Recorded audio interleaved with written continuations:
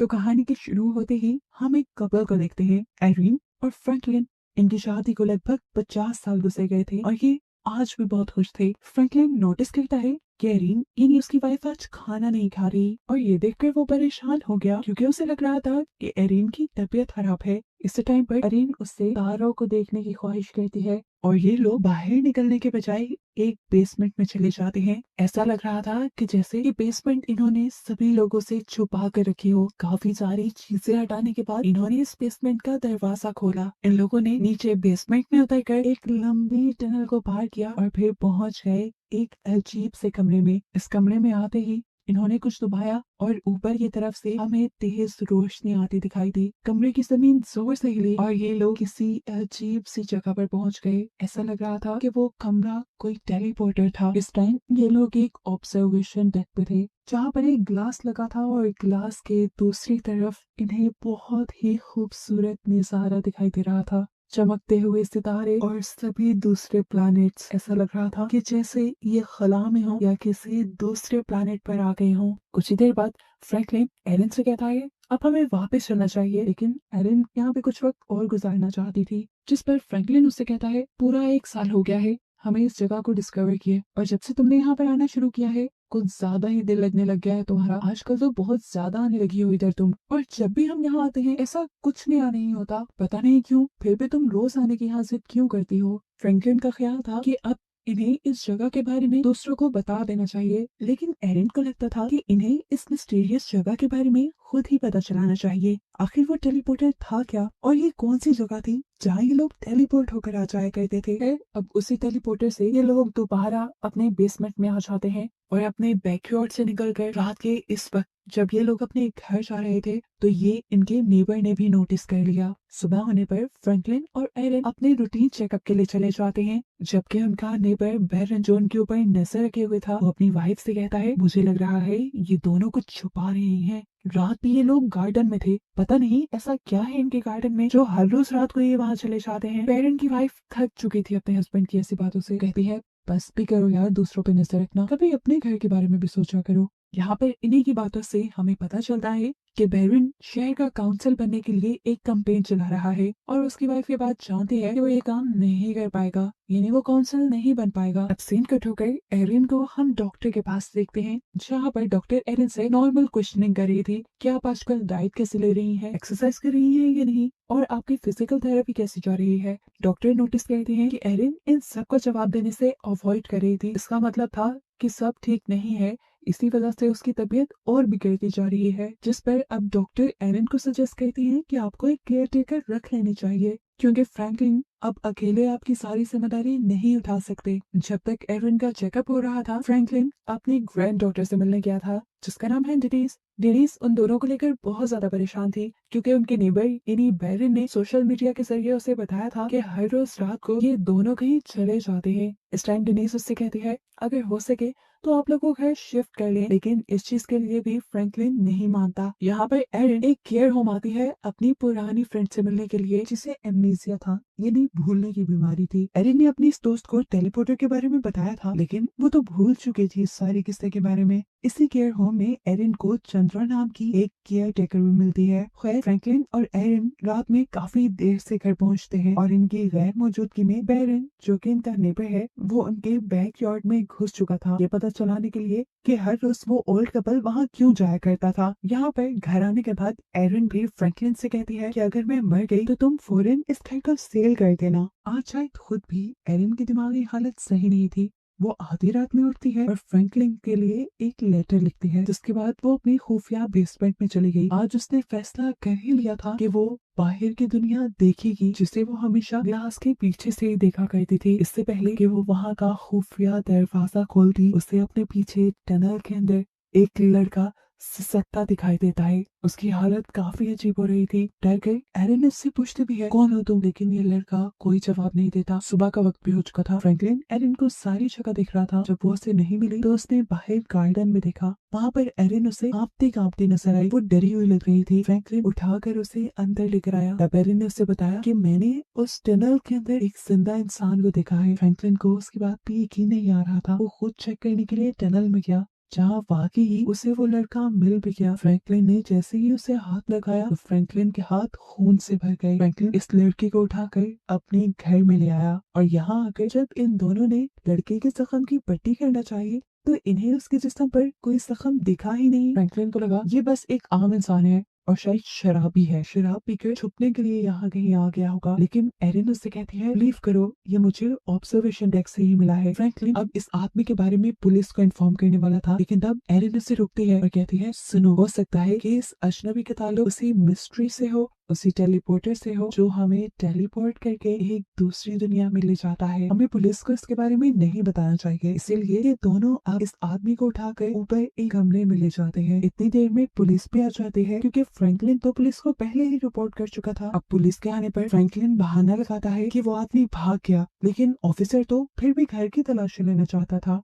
तब एरिन उसे अकेले में ले जाकर बताती है कि फ्रैंकलिन को दिमागी बीमारी है, उसे आजकल खुद ब खुद फजूल चीजें नजर आने लगी हैं, शायद इसलिए उसने आपको कंप्लेंट कर दी होगी। वैसे हमारे घर पे कोई भी नहीं आया। और ये बात सुनने के बाद पुलिस ऑफिसर वहाँ से चला जाता है। इस सब के बाद सीन यहाँ से कट होता है और अब एक नए शहर के अंदर हम दो नए कैरेक्टर्स से मिलते हैं, एस्टेला और उसकी बेटी टॉनी। टॉनी अपने मॉम के साथ खाना खाने के बाद रूम में जाने के बजाय घर से बाहर चली जाती है क्योंकि बाहर उससे मिलने के लिए उसका क्लास फेलो आने वाला था। ये लोग भी इनके घर के पास बने ही एक बैकयार्ड में जाते हैं जो एक चर्च से कम नहीं लग रहा था। यहाँ पर टॉनी इस लड़के के करीब आने की कोशिश करती है, लेकिन ये लड़का टॉनी को दूर करके उससे कहता है मैं यहाँ तुमसे मिलने नहीं आया, असल में मुझे पता चला है कि तुम्हारे ग्रैंडपा किसी कल्ट का हिस्सा थे और मैं तो बस इसी चीज की इन्वेस्टिगेशन करने यहाँ आया था। ये सुनकर टॉनी का दिल टूट गया और इतने में ही टॉनी की मॉम भी यहाँ आ गई जो डांटते हुए इन सबको यहाँ से भगा देती है और फिर चुपके से एक अजीब से कमरे में जाती है, बिल्कुल ऐसे ही टेलीपोर्टर में जैसा हमने फ्रैंकलिन के घर पे भी देखा है। यहाँ आ गई वो एक टाइल नुमा चीज निकालती है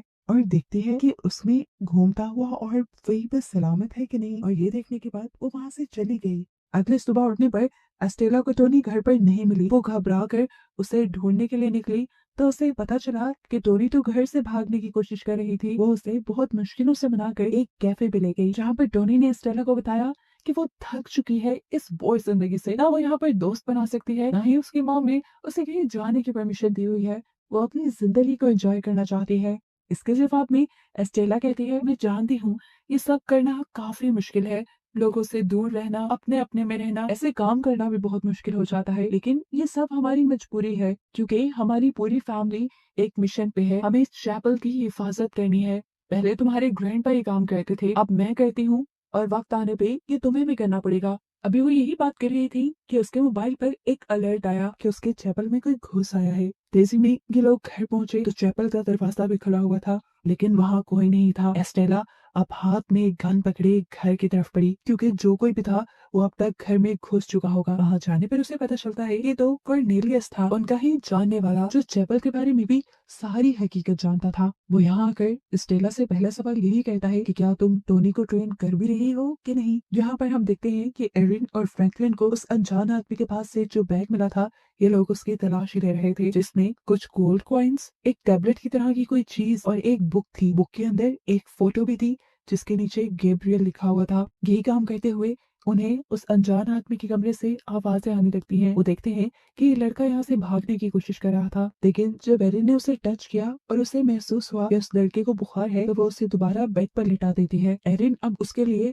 फ्रैंकलिन से कहकर दवाई भी मंगवाती है, लेकिन फार्मास्यूटिकल कंपनीज उन्हें कोई मेडिसिन नहीं देती क्योंकि उनके पास प्रिस्क्रिप्शन नहीं थी। इसीलिए एरिन ने अब उसके लिए एक खास किस्म का कहवा बनाया था। फार्मा के बाहर फ्रैंकलिन को बायरन भी मिलता है जो अपनी कैंपेन के लिए फ्रैंकलिन से कमेंट्स मांग रहा था, लेकिन फ्रैंकलिन बहुत ही बेहिसी से उसे कह देता है मुझे तुम पसंद नहीं हो और ना ही मैं तुम्हारे बारे में कोई कमेंट करने वाला हूँ। बायरन भी बेशर्म था, इतनी बेइज्जती करवाने के बाद वो अपने लिए खुद ही अच्छे कमेंट्स लिख लेता है फ्रैंकलिन की तरफ से। इसके बाद जब बायरन घर पहुंचा तो उसे उसकी वाइफ ने बताया कि सुबह में फ्रैंकलिन के घर पुलिस आई थी। ये सुनकर वो भी हैरान हो गया और फाइनली हमें दिखाया जाता है कि एरिन के पास उस अजनबी लड़के को होश आ गया था। एरिन जब उससे सवाल करती है तो वो लड़का बताता है मेरा नाम जूड है, मैं कहाँ से आया हूँ, यहाँ तक कैसे पहुंचा, मुझे कुछ याद नहीं। याद है तो कुछ माउंटेन्स और बारिश, उन पहाड़ियों से शायद मैं गिर गया था और जब मुझे होश आया तो मैं यहाँ आप लोगों के पास था। ये सब सुनने के बाद एरिन उसे खाना देती है और फ्रैंकलिन के कहने पर उसका कमरा लॉक कर देती है। रात में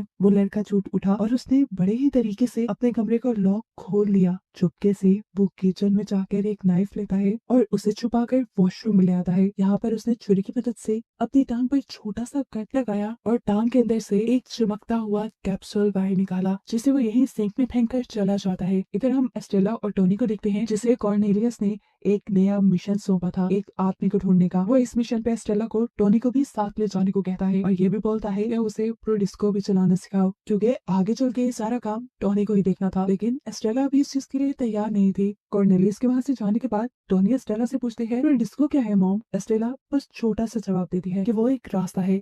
साथ ही उसने टोनी से ये भी कहा, चलो बैग पैक करो, हम एक ट्रिप पर जा रहे हैं। पैकिंग करने के बाद ये लोग एयरपोर्ट जाने के बजाय एक सीक्रेट कॉरिडोर में चले गए, जहाँ दीवार की टाइल के अंदर एक हिडन पैनल भी था। यहाँ पर एस्टेला एक स्पेसिफिक एरिया चूज करती है और ये लोग चंद ही सेकंड में उस जगह टेलीपोर्ट भी हो जाते हैं। इन सारी चीजों से टोनी बहुत ज्यादा हैरान थी। लेकिन खैर दूसरी तरफ हमें फ्रैंकलिन की कहानी दिखाई जा रही है, जो एंटीक शॉप पर गया है जूट के बैग से निकले हुए गोल्ड कॉइन्स को बेचने के लिए। यहाँ का ऑनर बताता है कि ये स्पेनिश डबलून्स है जो 17वीं सदी के अंदर पाए जाते थे। इन्हें आज कोई खरीदना चाहेगा भी या नहीं, वो ये नहीं बता सकता। घर आने पर एरिन और फ्रैंकलिन देखते हैं कि उनके घर की लाइट्स बुरी तरह फ्लिकर कर रही थी।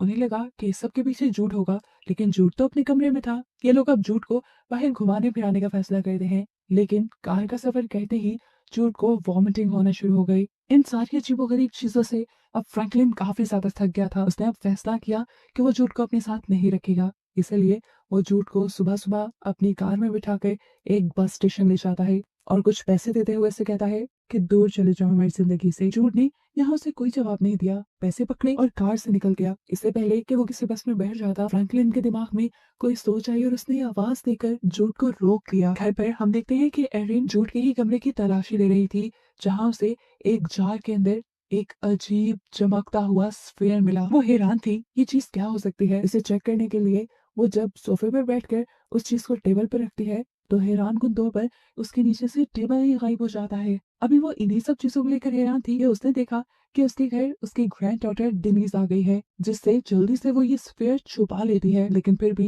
कितनी चीजें वो छुपाएगी। डिनीज के हाथ लग जाती है जूट की बुक, जिसके अंदर से एक पिक्चर मिली थी। जब इसके बारे में डिनीज एरिन से कोई सवाल करती है तो एरिन बहाना बना देती है, अरे ये बुक मैंने सेकंड हैंड ली थी और जब मैंने ये बुक ली तब इसके अंदर ये तस्वीर पहले से ही थी। इतने में हम देखते हैं कि फ्रैंकलिन और जूट भी घर वापस आ गए थे। डिनीज जब इसके बारे में सवाल करती है, अरे ये लड़का कौन है, तब फ्रैंकलिन बताता है ये हमारा केयर टेकर है। लेकिन डिनीज को इनकी किसी बातों पे फिलहाल एतबार नहीं हो रहा था। ये बात तो वो जान गई थी कि जरूर कुछ ना कुछ तो गड़बड़ है। इसलिए खाना खाने के बाद वो अपने शहर वापस नहीं लौटती, बल्कि अपने ग्रैंडपा के ही टाउन में किसी दोस्त के घर रुक जाती है, ताकि सुबह होने पर वो सभी ऊटपटांग चीजों पर इनकी नजर रख सके। जबकि यहाँ एरिन, फ्रैंकलिन और जूट बातें कर रहे थे, जहाँ एरिन जूट को बताती है कि उसका बेटा भी था जिसने खुदकुशी कर ली जब उसकी बेटी डिनीज सिर्फ 5 साल की थी। ये बताते हुए एरिन थोड़ा उदास हुई थी। उसकी उदासी को कम करने के लिए जूट अब उसे बताता है कि बुक में जो आपको गैब्रियल नाम के बंदे की पिक्चर मिली है, असल में वो मेरे डैड है और वो मुझे तब छोड़ गए थे जब मैं बहुत छोटा था। जूट को लगता है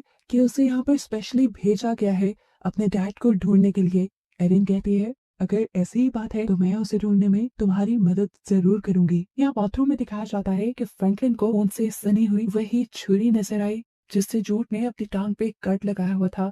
साथ ही उसे सिंक में वो कैप्सूल भी नजर आ गया। उसने जब टैप ऑन की हुई थी तब वो कैप्सूल और उसमें से निकली हुई चीजें ऐसे जगमगाने लगी थी जैसे वो स्टार्स हो। वो इन सारी चीजों को देखना चाहता था, इसीलिए वो टैप बंद करता है, लेकिन अनफॉर्चुनेटली वो सारी चीजें भी, यानी वो ग्लोइंग ऑब्जेक्ट्स भी पानी के साथ बहकर चले जाते हैं और वो कुछ देख नहीं पाता। यहाँ पर अब बायरन अपने कैंपेन्स के पोस्टर्स लगा रहा था, लेकिन तभी उसे कमेटी से कॉल मिलती है और उसे एक बुरी खबर ये दी जाती है कि वो अब अपनी कैंपेन को आगे रन नहीं कर सकता, क्योंकि उसके कैंपेन पेपर्स पे बहुत से लोगों के फेक सिग्नेचर्स मिले हैं और ये तो हमने देखा भी था, जैसे फ्रैंकलिन के सिग्नेचर उसने खुद कर दिए थे। अब चलाने को कैंपेन तो थी नहीं बैरन के पास, उसने सोचा तो कुछ और ही कर लिया जाए। कुछ और क्या करना था, फ्रैंकलिन के घर के बारे में तो हमेशा से उसे सस्पेंस रहता था, इसीलिए चला गया वो फ्रैंकलिन के शेड में, जहाँ उसे फाइनली वो सीक्रेट डोर भी मिल गया, जिसके अंदर वो सीक्रेट टनल और टेलीपोर्टर था। जो टेलीपोर्टर बैरन ने भी देख लिया, लेकिन अभी इसकी सच्चाई उसे नहीं पता। सुबह होने पर यहाँ पे जूड वही ग्लोइंग स्फीयर लेकर गार्डन में आ जाता है, जो ग्लोइंग स्फीयर एरियन को मिला था। गार्डन में गड्ढा खोदते हुए वो जब इसे छुपा रहा था तो तब बैरन ने भी उसे देख लिया। अब जो पहले ही शक में रहता था, वो जूड से हजारों सवाल करने लग गया। जूड भी उसकी ज्यादा चीजों का जवाब नहीं देता और उसे कहता है कि मैं फ्रैंकलिन का केयर टेकर हूँ। यहाँ देखने को मिलता है कि फ्रैंकलिन जूड का कॉफी मग लेकर पुलिस स्टेशन आया है, क्योंकि उसने जो कुछ बाथरूम में देखा था उसके बाद उसे जूड पे शक होने लगा था। वो एक नॉर्मल इंसान उसे नहीं लगता था। वो ये सारी बातें पुलिस ऑफिसर को बताता है और उनसे रिक्वेस्ट करता है कि आप इसके फिंगरप्रिंट्स का पता चलाएं। देखें इस सबके पीछे जरूर कोई सीक्रेट छुपा है। लेकिन पुलिस ऑफिसर भी उसकी बात सुनकर हंसने लग जाते हैं और कहते हैं एरिन तुम्हारे बारे में सही कह रही थी, तुम्हें सच में उठपटांग के ख्याल आने लगे हैं, तुम्हें अपनी सेहत का ख्याल रखना चाहिए। जबकि यहाँ दूसरी तरफ एरिन और जूड गए थे एक लाइब्रेरी गैब्रियल का पता चलाने के लिए। वो गैब्रियल की फोटो लाइब्रेरियन को देते हैं और उससे कहते हैं कि क्या आप ऑनलाइन इस आदमी को ढूंढकर पता चलाने में हमारी मदद करेंगी। लाइब्रेरियन भी इनकी मदद करती है और उसे एक पुराने न्यूज़पेपर के जरिए पता चलता है कि जूड के फादर को काफी सालों पहले किसी जुर्म में अरेस्ट कर लिया गया था और अब उन्हें एमनीसिया भी है, यानी भूलने की बीमारी भी है। यानी जूड अपने बारे में अपने फादर से भी पता नहीं चला सकता था कि वो कौन है, कहाँ से आया है और यहाँ क्यों है। अब सब लोग घर पर वापस आ जाते हैं। यहाँ पर फ्रैंकलिन और एरिन की लड़ाई होने लगी है, क्योंकि एरिन ने पुलिस से फ्रैंकलिन के बारे में झूठ बोला था कि वो पागल हो गया है।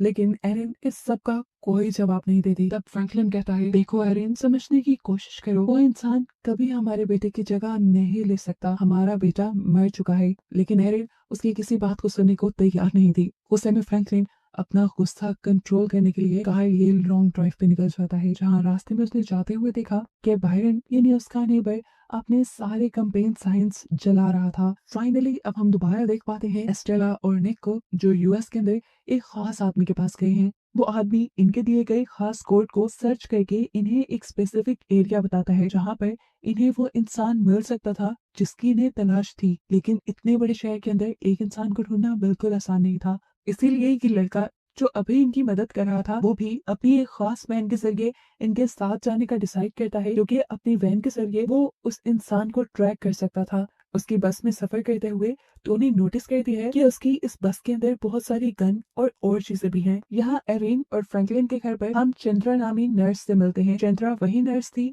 जो एरिन के फ्रेंड के केयर होम में हमें मिली थी। उसे केयर होम से निकाल दिया गया था क्योंकि उसने वहाँ पर रहने वाले लोगों की चीजें चुराई थी और अब वो जॉब ढूंढने के लिए एरिन के घर आई है। लेकिन यहाँ आने के बाद ये देखकर वो उदास हो गई कि जूड पहले से ही उनके केयर टेकर के तौर पर काम कर रहा है। ये बात जानने के बावजूद भी वो एरिन को अपना बिजनेस कार्ड दे जाती है और जाने से पहले वॉशरूम यूज करने के बहाने वो इधर उधर ढूंढती है कि शायद उसे चुराने के लिए कुछ कीमती मिल जाए। इनके जाने के बाद हम देखते हैं कि फ्रैंकलिन के लिए इनके घर एक कॉल आई थी। फ्रैंकलिन घर पे नहीं था तो कॉल उठा लेता है जूड। दूसरी तरफ इंटीक शॉप वाला बात कर रहा था, जिसे फ्रैंकलिन जूड के गोल्ड कॉइन देकर आया था। अब क्योंकि शॉपकीपर को उसका एक बायर मिल गया था, इसीलिए वो फ्रैंकलिन से पूछता है क्या तुम उसे बेचना चाहते हो। जाहिर सी बात थी वो कॉइन जूड के थे। जूड उसे बेचना नहीं चाहता था और ये भी फील नहीं करवाना चाहता था कि वो चोरी होकर उस दुकान में पहुंचे हैं। वो प्रिटेंड करता है जैसे वो फ्रैंकलिन का बेटा हो और कॉइन्स को बेचने से इनकार कर देता है। फोन बंद करने से पहले जूड ने उसे बोला क्या मुझे बायर का नंबर मिल सकता है। उसे लग रहा था कि वो कॉइन्स खरीदने वाले जरूर उसके डैड हो सकते हैं, लेकिन जब वो बायर के नंबर पे कॉल करता है तो उसे बताया जाता है कि उसने रॉन्ग नंबर पे कॉल किया है, क्योंकि वहाँ कोई गैब्रियल रहता ही नहीं। इनकी बातों के दौरान हम नोटिस करते हैं कि ये लोग लेटन में बात कर रहे हैं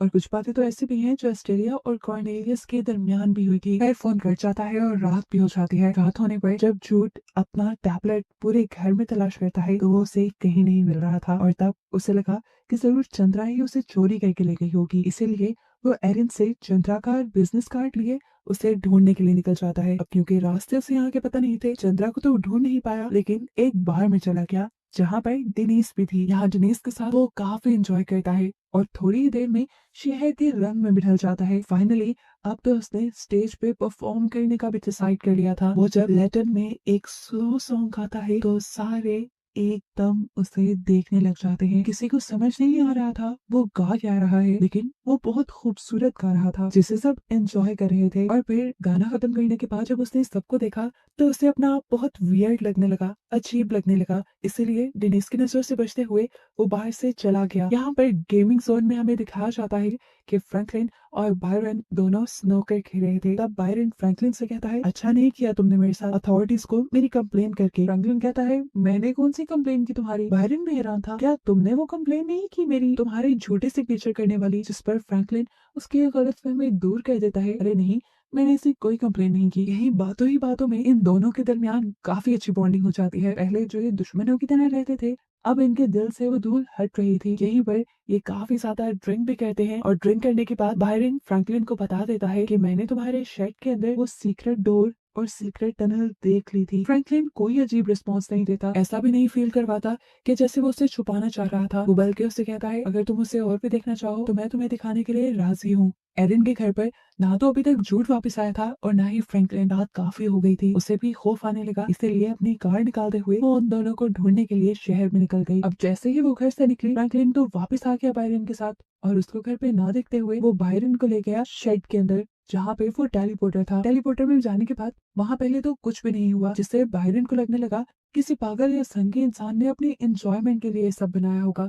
दूसरी तरफ जू जो कि इस टाइम खाली रोड पे चल रहा था, एकदम से उसके पीछे पुलिस की कार आ गई। पुलिस उसे अरेस्ट नहीं करने आई थी, लेकिन पता नहीं क्यों उसे ऐसे लगा कि पुलिस उसके पीछे है, इसीलिए उसने भागना शुरू कर दिया। और पुलिस को भी गलत फहमी हुई कि जूड कुछ गलत करके भाग रहा है, इसीलिए पुलिस उसे अरेस्ट कर लेती है। जिस टाइम पुलिस उसे अरेस्ट कर रही थी, एरन भी अपनी कार लेकर वहां आ गई। अब पुलिस क्योंकि उसे पुलिस स्टेशन ले गई थी, इसीलिए एरन भी जूड के पीछे पीछे पुलिस स्टेशन आ गई। पुलिस बताती है कि जूड हमसे डरकर भाग रहा था, इसीलिए हमने उसे अरेस्ट किया। वो क्यों भाग रहा था, इसी चीज की एक्सप्लेनेशन एरन भी जूड से मांगती है। तो तब एरन बताता है कि मेरी पूरी जिंदगी एक बंद कंपाउंड के अंदर गुजरी है, जहाँ पर मुझे एक मिस्टीरियस दरवाजे की रखवाली करनी थी, जो कहाँ खुलता था कहाँ जाता था मुझे कुछ पता नहीं था। वो किस लिए थे, उन्हें किसने बनाया था, ये तक कोई नहीं जानता था। वो बहुत पुराने थे। झूठ बताता है कि आप लोगों को भी उस टेलीपोर्टर से जो प्लेनेट नजर आता है वो सिर्फ एक वेस्टलैंड है, जहाँ जाते ही लोग मर जाते हैं। झूठ कहता है, मैं वहां रहकर थक गया था, मुझे घुटन होने लगी थी वहां रहते रहते, इसीलिए मैं वहां से भागना चाहता था। और जब मैंने वहां से भागने की कोशिश की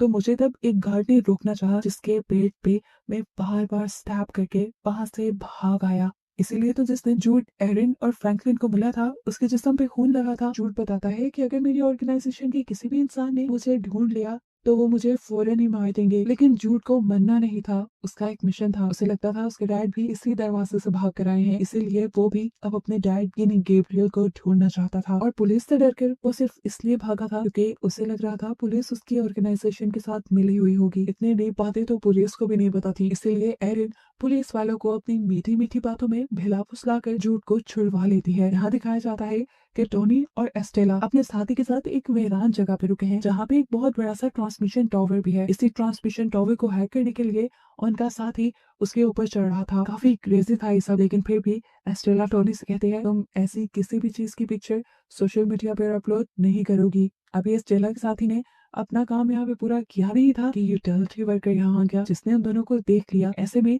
उनका कोई भी जो सीक्रेट था वो रिवील हो सकता था, इसीलिए एस्टेला बड़ी ही आसानी से उसको बेहोश करके बांध के अपनी कार में डाल देती है। इसके बाद निक यानी एस्टेला के साथी का काम पूरा होने के बाद ये लोग अपना सफर दोबारा शुरू कर देते हैं। थोड़ी ही दूर जाने पर एस्टेला ने निक को यानी अपने साथी को रास्ता बदलने को कहा। उसे समझ नहीं आई, लेकिन एस्टेला ने जंगल के पास गाड़ी रुकवा दी और गाड़ी से उतरकर दरख्तों के अंदर की तरफ चलने लगी। यहाँ चलते हुए उसे बहुत कुछ याद आ रहा था। फ्लैशबैक में दिखाया जाता है कि एस्टेला यहाँ पर अपने फादर के साथ आ चुकी है, पहले किसी मिशन के लिए, जहाँ मिशन में उसे तो सिर्फ ब्रिटा को कंट्रोल करने का काम दिया गया था, लेकिन वो डरते हुए गाड़ी से बाहर भी निकल आई थी और उसने इन्हीं जंगलों में अपने डैड का पीछा किया था, जो एक लड़की के साथ जबरदस्ती कर रहे थे, उसे अपने साथ ले जाने की कोशिश कर रहे थे। लेकिन जब वो लड़की उनकी बात नहीं मानती तो एस्टेला के डैड उसे शूट कर देते हैं, जिसके बाद एस्टेला उनकी मदद करती है उस लड़की को वापस उसकी गाड़ी में डालने पे, और ये दोनों मिलकर उस कार को पानी में गिरा देते हैं। ये वो दिन था जब एस्टेला को पता चला था कि ये उसकी ड्यूटी है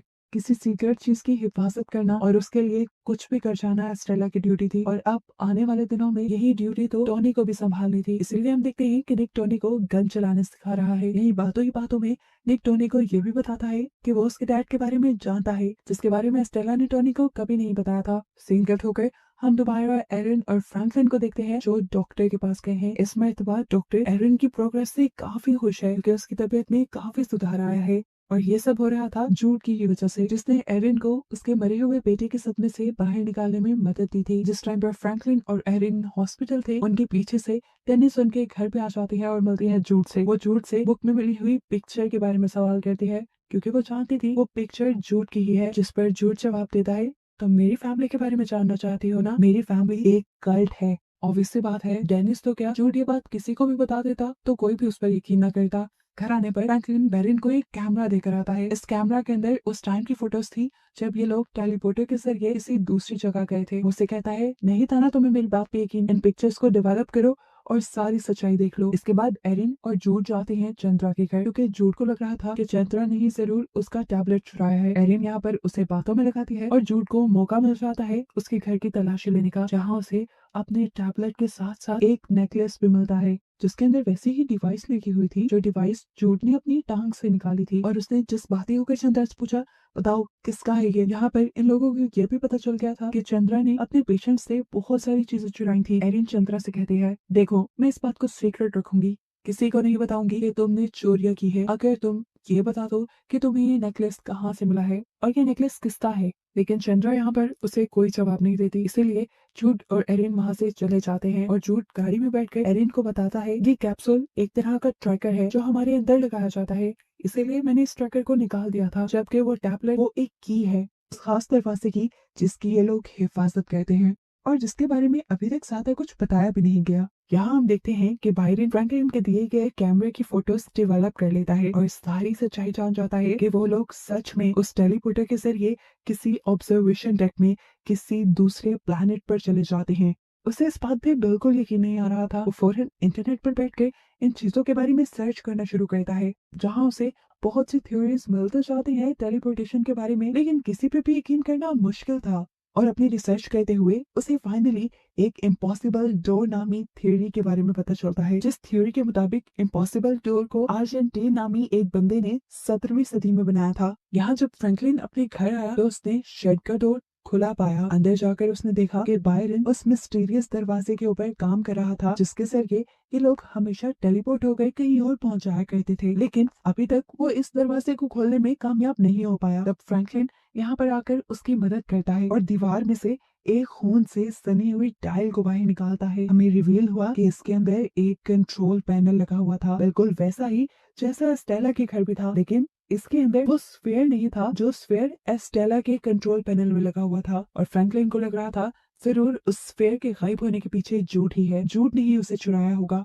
अगले दिन गार्डन में काम करते हुए बायरन भी उस चमकते हुए स्फेयर को जमीन के नीचे से ढूंढ ही लेता है जिसे जूड ने वहां रखा था। यहाँ से सीन कट होकर हम दोबारा एस्टेला, उसके साथी निक और उसकी बेटी टोनी को देखते हैं। रात गुजारने के लिए ये लोग एक होटल में रुके थे जब ही एस्टेला को निक के कमरे के बाहर से अजीबोगरीब आवाजें आने लगती हैं। दरवाजा खोलकर वो जैसे ही अंदर गई तो उसने देखा कि निक उनके उस ग्लोइंग स्फेयर के साथ खेल रहा था और उससे अजीबोगरीब मैजिक ट्रिक्स दिखाकर एक लड़की को इम्प्रेस करने की कोशिश कर रहा था। वहां जाते ही वो लड़की को पैसे देकर यहाँ से भगा देती है और वो स्फेयर अपने पास रखकर निक से बोलती है पता है ना तुम्हारी जैसी शरारतों की वजह से तुम्हारा भाई मारा गया था। इन सबके जवाब में निक उससे बदतमीजी करता है, यहाँ तक कि सुबह भी जब वो एस्टेला को धमकी देता है कि वो निक को उसके डैड के बारे में बता देगा तो एस्टेला उसका मुंह टेबल पर मारकर उसकी वैन लेकर वहां से भाग जाती है। अब रास्ते में एस्टेला टोनी को बताती है असल में ये लोग जो साथ में को ढूंढ रहे हैं वो इन्हीं की ऑर्गेनाइजेशन का एक हिस्सा है, लेकिन अब उन्हें ढूंढने के लिए आगे जाना कहा था ये तो निक ही बात जानता था। तो टोनी अब एस्टेला को आइडिया देती है निक का काम हम खुद भी कर सकते हैं। निक की मशीन को यूज करते हुए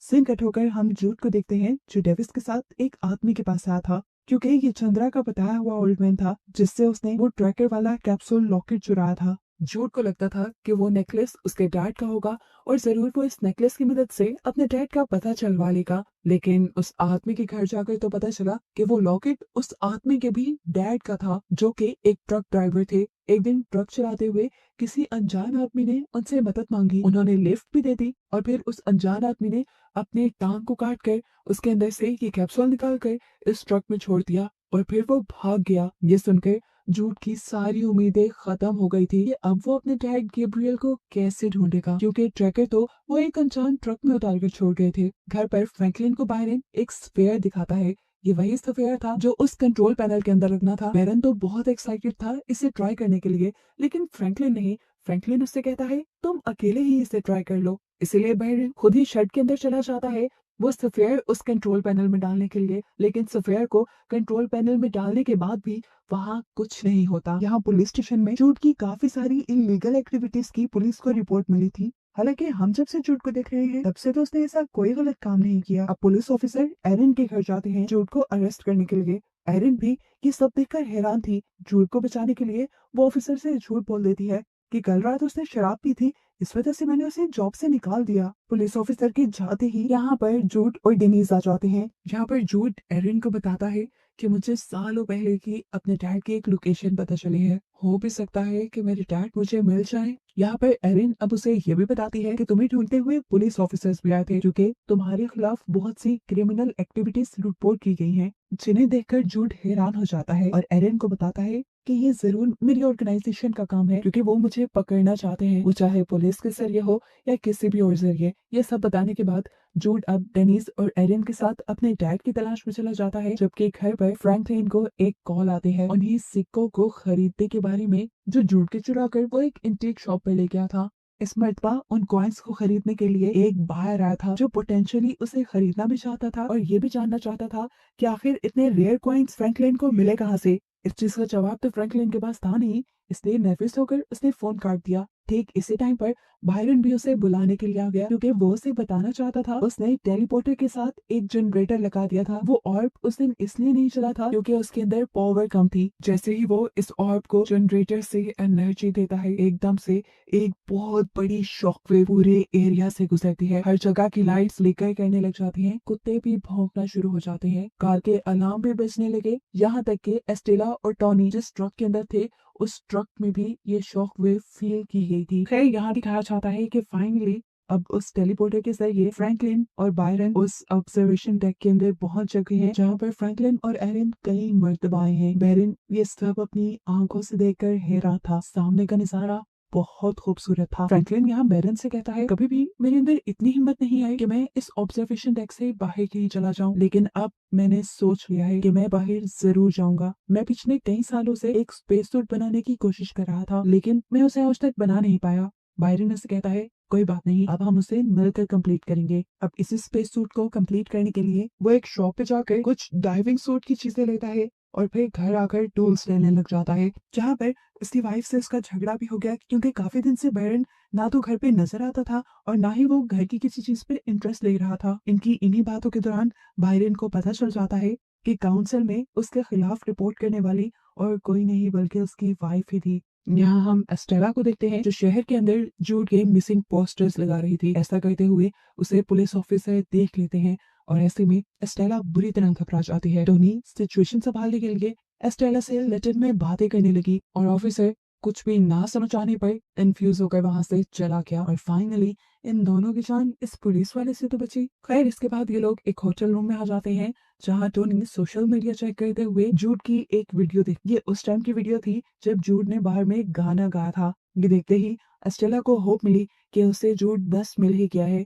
वो अब अकेले इस सारे मामले को इन्वेस्टिगेट करने का फैसला करती है। बार में जाने पर एस्टेला को जूड के बारे में तो पता नहीं चलता, लेकिन जूड के छोड़े हुए एक कार्ड के बारे में जरूर पता चल जाता है जो चंद्रा का था। असल में जब वो चंद्रा को ढूंढने के लिए निकला था तो तब उसका कार्ड वो इसी बाहर में छोड़ गया था। अब स्टेला मिलना चाहती है चंद्रा से, यानी उसी नर्स से। जहाँ वो जब नर्स से जूड के बारे में पूछती है तो चंद्रा उसे ये कहकर कोई जवाब नहीं देती कि जब तक तुम मुझे पैसे नहीं दोगी तब तक मैं तुम्हें किसी के बारे में कुछ भी नहीं बताऊंगी। असल में इस वक्त चंद्रा के पास बिल्कुल भी पैसे नहीं थे और उसने सोचा क्यों ना स्टेला को ही बेवकूफ बना लिया जाए। एस्ट्रेला के पास उस टाइम पैसे नहीं थे, इसीलिए वो होटल वापस आई पैसे लेने के लिए, जहाँ उसे मिल गया कॉर्नेलियस, जो उससे अपडेट लेने के लिए आया था कि आखिर वो अपने मिशन पे पहुंची कहाँ तक। एस्ट्रेला भी कॉर्नेलियस को सारी बात बता देती है कि उसे एक वीडियो के जरिए एक बार का पता चला था जहाँ पर झूठ था, वहां से उसे एक कार्ड मिला है और उस लड़की के घर जाने पर वो लड़की बिना पैसे दिए कुछ बताने को मान ही नहीं रही। अब कॉर्नेलियस उनके साथ जाता है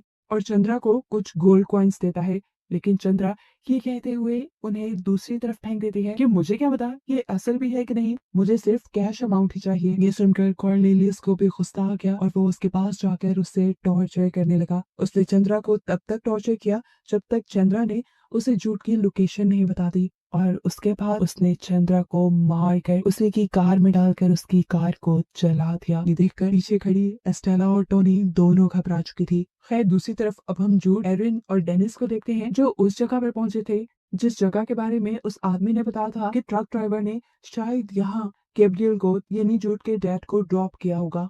यहीं आसपास इन्हें एक घर मिल जाता है जहाँ पर ये लोग गैब्रियल के बारे में इन्वेस्टिगेट करना शुरू करते हैं और मालूम होता है कि हैना नामी लड़की गैब्रियल के साथ रिलेशन में थी, लेकिन आज से 15 साल पहले बिना कुछ बताए गैब्रियल उसे छोड़कर चला गया। ना उम्मीद होकर इन्हें वापिस जाना था, लेकिन हैना उन्हें रात के लिए रोक लेती है क्योंकि ये लोग बहुत लंबी ड्राइव करके आए थे। यहाँ हैना के घर पर एरिन फ्रैंकलिन को कॉल करती है, लेकिन फ्रैंकलिन कॉल रिसीव नहीं कर रहा था क्योंकि उसे लग रहा था कि उसके और एरिन के रिलेशन के अंदर कुछ ना कुछ गड़बड़ हो चुकी है। यहाँ इन सभी लोगों को हैना के घर के इर्द गिर्द अजीबोगरीब आवाजें भी सुनाई दे रही थी, लेकिन हैना ने इन सबको ये कहते हुए तसल्ली दे दी कि जंगल में हवाओं की आवाजें ऐसी ही होती हैं। हालांकि साफ नजर आ रहा था कि हैना कुछ छुपा रही है, क्योंकि इन लोगों के सो जाने के बाद हैना एक सीक्रेट कमरे में जाती है जहाँ पर एक आदमी इन सबको अपने खुफिया कैमरा से देख रहा था। अब यही लड़का हैना को बताता है कि एरिन ने अभी जिस नंबर पे कॉल की है वो नंबर उसी आदमी का है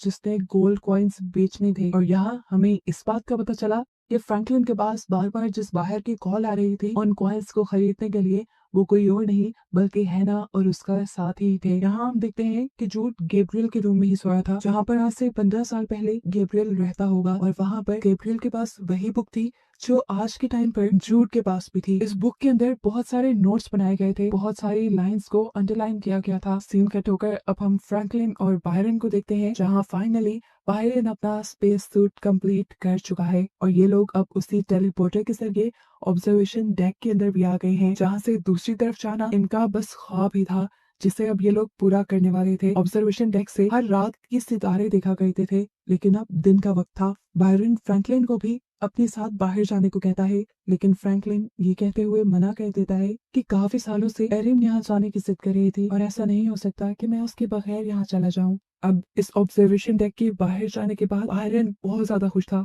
बहुत ज्यादा एक्साइटेड था। फ्रैंकलिन रेडियो के जरिए उससे कम्युनिकेट कर रहा था और उससे कह भी रहा था तुम ज्यादा दूर मत जाना, ये ना हो कि तुम्हें कुछ हो जाए। लेकिन बायरन नहीं सुनता। वो ये कहता है कि मुझे सामने फर्नीचर नजर आ रहा है। ये कहते हुए वो आगे एक पहाड़ी के पीछे गया और फिर लौट के भी नहीं आया, यहाँ तक कि उनके सिग्नल्स भी टूट गए और फ्रैंकलिन बुरी तरह घबरा गया। अब क्या करता, वो घबराया हुआ टेलीपोर्टर में बैठकर घर वापस आ गया, जहाँ उसने देखा कि एरिन और उसकी फैमिली भी वापस आ गई थी। उसके चेहरे पे साफ नजर आ रहा था कि उसके साथ कुछ बुरा हुआ है। लेकिन जब ये लोग फ्रैंकलिन से पूछते हैं कि क्या हुआ, तो फ्रैंकलिन एक एक कर टाल देता है कि मेरी कुछ तबीयत ठीक नहीं। यहाँ हमें देखने को मिलता है कि जूड गैब्रियल की बुक के नोट्स के जरिए अपने टैबलेट और अपने बुक के ऊपर लिखे हुए मैसेज को ट्रांसलेट करने की कोशिश कर रहा है, जबकि यहाँ अब एरिन डेनिस को लेकर टेलीपोर्टर रूम के अंदर आई है, क्योंकि उसे लगने लगा है कि ये सही वक्त है किसी को इस टेलीपोर्टर के बारे में बताने का। इस टेलीपोर्टर के पास लाकर वो डेनिस को बताती है कि तुम्हारे डैड के मरने के बाद ही ये टेलीपोर्टर हमें मिला था और तब से मुझे लगने लगा कि मेरा बेटा इसके साथ कहीं ना कहीं जुड़ा हुआ है, इसलिए मैंने इसके बारे में किसी को नहीं बताया। एरिन उसे ये भी बताती है कि तुम्हारे डैड के मरने के बाद मैं डिप्रेशन में चली गई थी और इस टेलीपोर्टर की मदद से दूसरे प्लेनेट पर जा जाकर ही मैंने अपने गम को कम किया। मैं डिप्रेशन से बाहर निकली। काफी देर तो डेनिस बैठकर यहाँ उसकी बातें सुनती रही, लेकिन फिर उसे गुस्सा आ गया इस बात पर कि उसके ग्रैंड पेरेंट्स ने कितनी सारी सच्चाइयां उससे छुपाई थी। शेड के बाहर यहाँ जूड अब उसी ऑर्ब को ढूंढ रहा था जिस ऑर्ब को पहले ही बायरन ढूंढ कर उस कंट्रोल पैनल में लगा चुका है। फिर यहाँ दिखाया जाता है कि फ्रैंकलिन दोबारा उसी ऑब्जर्वेशन डेक के अंदर क्या रेडियो के जरिए उसने बायरन को आवाज से लगाने की, उसे ढूंढने की कोशिश की, लेकिन बायरन का अभी भी कोई अता पता नहीं चला। घबरा कर वो वापस अपनी दुनिया में आ गया और जब वो घर जा रहा था तो तब उसे बायरन की वाइफ मिल गई, जो उससे पूछने लगी क्या आपने बायरन को कहीं देखा है। यहाँ घर पर दिखाया जाता है कि जब एरिन और फ्रैंकलिन एक साथ बैठे हुए थे तो तब जूड उनके पास आया और उसने दोनों से उस चमकने वाले सफेयर के बारे में पूछा, जिसके बारे में ये दोनों ही उसे कुछ भी नहीं बताते। तब जूड उन्हें बताता है कि जिसे वो खिलौना समझ रहे हैं वो कोई खिलौना नहीं बल्कि एक बहुत ही ताकतवर ऑर्ब है और वो खतरनाक भी साबित हो सकता है। उसके ये कहने पर इन लोगों को भी पता चल गया कि जूड को काफी सारी हकीकत पता है उन सारी चीजों के बारे में। ये लोग भी जूड से सवाल करने लगते हैं कि उस ऑब्जर्वेशन डेक के पीछे आखिर है क्या। तो जूड उन्हें बताता है कि ऑब्जर्वेशन डेक के पीछे सिर्फ वेस्टलैंड है, जहाँ सारी खराब चीजें जाती है या जहाँ जाने के बाद चीजें मर जाती है। सीन कट होकर फाइनली हम एस्टेला और टॉनी को देखते हैं जो कर्नेलियस के साथ जूड के भी ढूंढ रहे थे। यहाँ पर कर्नेलियस 2 मिनट के लिए ट्रक रोकता है और ट्रक से बाहर जाता है। जब एस्टेला टॉनी को बताती है कि हमें हर हाल में जूड को ढूंढकर मारना होगा, अगर हमने ऐसा ना किया तो हमारी ऑर्गेनाइजेशन तुम्हें मेरे पास से ले जाएगी। इनकी इन्हीं बातों के दौरान दूसरी तरफ कर्नेलियस जब जंगलों में था तब उसे वहां पर मरे हुए बर्ड्स नजर आए। इन्हीं बर्ड्स के मरे होने के बाद वो जल्दी से जाकर एस्टेला को बताता है। अब ये लोग बातें ही कर रहे थे कि सामने कार में उन्हें जूड नजर आ गया और इनकी तलाश हो गई खत्म। जूड की कार तो आगे चली गई थी। एस्टेला जूड की कार का पीछा करने लगी जबकि टोनी और कर्नेलियस दूर से आयरन के घर की इन्वेस्टिगेशन करने लगे। यही बातों में कॉर्नेलियस ने टोनी को बता भी दिया कि तुम्हारे डैड निक के भाई थे, उस आदमी के भाई थे जिसे तुम्हारी मॉम ने मार डाला है और ये सब खत्म होने के बाद मैं तुम्हें उनसे जरूर मिलवा दूंगा। ये कहने के बाद अब ये लोग अपने मिशन पर निकल जाते हैं। टोनी आगे बढ़कर फ्रैंकलिन से बात करने की कोशिश करती है इससे पहले कि फ्रैंकलिन उससे पूछता कि तुम हो कौन। कॉर्नेलियस ने पीछे आकर उसे गन पॉइंट पे ले लिया। टोनी का सामने आकर यार से बात करना उनकी बस एक चाल ही थी। यहाँ हमें दिखाया जाता है कि जूड और डेनिस जहाँ रुककर बातें कर रहे थे पीछे से एस्टेला इन दोनों के ऊपर फायर कर देती है और ये दोनों ही एक कार की ओट में छुप जाते हैं। जूड ने डेनिस से कहा तुम सबसे पहले जाओ अपने ग्रैंड पेरेंट्स के पास और मुझे पीछे मुड़कर ना देखना। ये कहने के बाद वो जंगलों के अंदर भाग गया और एस्टेला उसका पीछा करने लगी। डेनिस जब घर पहुंची तो उसने देखा कि फ्रैंकलिन और एरिन को पहले ही कर्नेलियस ने बंदी बनाया हुआ था और उसके जाने पर उसे भी बंदी बना लिया गया। इससे पहले कि अब कर्नेलियस इनमें से किसी को भी मार देता, एरिन डरकर बता देती है कि हमारे शेड के अंदर एक टेलीपोर्टर है। ये सुनकर वो थोड़ा हैरान हुआ और उसने अपनी गन टोनी को थमाकर खुद वो शेड के अंदर चला गया उस टेलीपोर्टर को चेक करने के लिए। टोनी को ऐसे इन लोगों को बांध कर रखना अच्छा नहीं लग रहा था। थोड़ी सी हिम्मत जुटाने के बाद वो इन लोगों को छुड़ाने की जैसे ही कोशिश करती है तो उसी वक्त कॉर्नेलियस वापस आ जाता है। अब कॉर्नेलियस के लिहाज से क्योंकि टोनी एक जुर्म करने जा रही थी इसीलिए कॉर्नेलियस पहले उसे ही सजा देने लगा और इसी दौरान हमने देखा कि डेनिस अपनी चाबियों की मदद से इन सबके हाथ छुड़वा चुकी थी। यहाँ दिखाया जाता है कि एस्टेला अभी भी जूड का जंगल में पीछा कर रही थी। तभी उसे कॉर्नेलियस की कॉल आई कि तुम बस जंगल में एक ऐलान करो कि अगर जूड एरिन की फैमिली को बचाना चाहता है तो फौरन अपने आप को सरेंडर कर दे, नहीं तो उसकी पूरी फैमिली मार दी जाएगी। ना चाहते हुए भी उन लोगों को बचाने के लिए जूड को सामने आना पड़ा और एस्टेला उसे खींचते हुए अपने साथ ले जाने लगी। तब जूड ने उससे कहा मुझे तुम बचपन से याद हो, तुम्हारा मेरा बचपन से कोई लिंक है। मुझे याद है तुम अपने घुटनों के पल बैठे मेरी माँ से कोई भीख मांग रही थी और उस टाइम कोई फेस्टिवल कोई सेरेमनी चल रही थी हमारी ऑर्गेनाइजेशन में। एस्टेला उसके इस टाइम किसी बात का कोई जवाब नहीं देती और उसे अपनी वैन में डालकर एरिन के घर ले आती है। जहाँ जाते ही कॉर्नेलियस जूड को एक जोरदार पंच करता है और उसे कहता है तुम्हें उसी ने भेजा है ना। अब जूड को भेजा किसने था ये एक नई मिस्ट्री थी, लेकिन कॉर्नेलियस और एस्टेला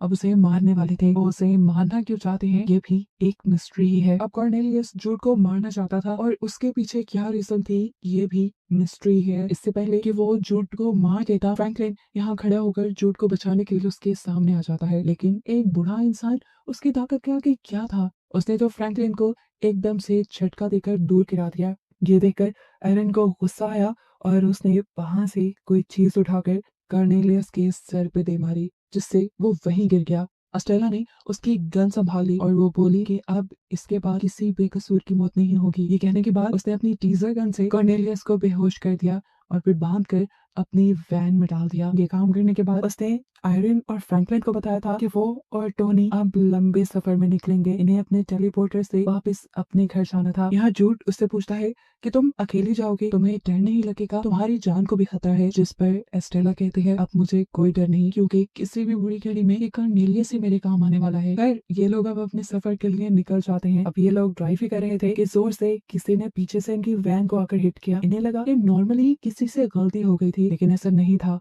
कोई जानबूझकर ये सब कर रहा था। इसी कार ने इस साइड से आकर जब ट्रक को हिट किया तो ट्रक डिसबैलेंस होकर साइड पे ग्राउंड में गिर गया और फिर ट्रक में से निकलकर आदमियों ने एस्टेला और टोनी को बंदी बना लिया। हमें देखने को मिला कि उस कार के अंदर और कोई नहीं बल्कि हैना थे, जिसके घर गैब्रियल भी रहकर आया था और जिसने एरिन और उसकी फैमिली को एक रात के लिए अपने घर भी रोका था। वो यहाँ पर कॉर्नेलियस को हेलो कहते हैं और सीन यहीं से कट हो गए। हमें दोबारा एरिन की फैमिली को दिखाया जाता है। यहाँ पर जो उस टेलीपोर्टेशन मशीन को ठीक कर रहा था वो दिखाता है कि उसके पास जो टैबलेट था वो असल में इसी कंट्रोल पैनल का एक पार्ट था, एक कीबोर्ड था, जिसकी मदद से वो इस टेलीपोर्टर की लोकेशन को कहीं पे भी सेट कर सकते थे और हम जूड को जहाँ जाना था वो वहां भी जा सकता था। फाइनली वो यहाँ सबको एक गुड बाय कहता है और ये सभी के लिए एक इमोशनल मोमेंट बन जाता है। उसके जाने से पहले टिनीज उससे कहती है मैं भी तुम्हारे साथ जाऊंगी। जूड ने भी उसे मना नहीं किया और कुछ ही सेकंड में ये टेलीपोर्टर से गायब हो गए।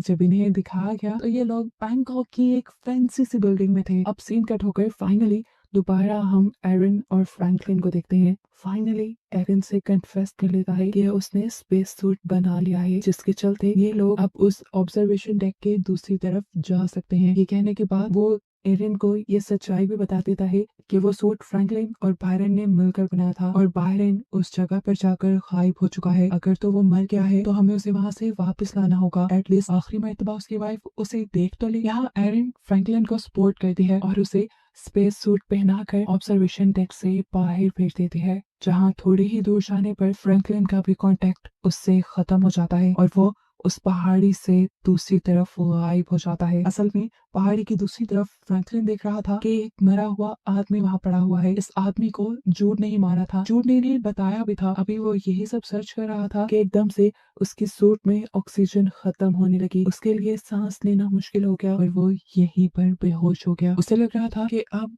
वो जिंदा नहीं बचेगा, लेकिन उसी टाइम पर एरिन यहाँ आई। एरिन ने उसका मास्क उतारा और हमें दिखाया गया कि एरिन भी बिना मास्क के यहाँ थी। ये जो जगह थी यहाँ पर इंसान सांस ले सकते थे। फ्रैंकलिन रिलैक्स हो जाता है और ये दोनों अब इस जगह को एंजॉय करने लगते हैं और इन्हीं को दिखाते हुए ये सीजन यहाँ खत्म हो जाता है बहुत सारी मिस्ट्रीज के साथ, जैसा कि जिस जगह पर एरिन और फ्रैंकलिन खड़े थे वो जगह कौन सी थी और आखिर जूड की ऑर्गेनाइजेशन है क्या और वो लोग करते क्या हैं। आखिर कॉर्नेलियस जूड को पकड़कर मारना क्यों चाहता था और हैना ने कॉर्नेलियस को क्यों पकड़ा था, ये सब बातें पता चलेंगी इसके अगले सीजन में।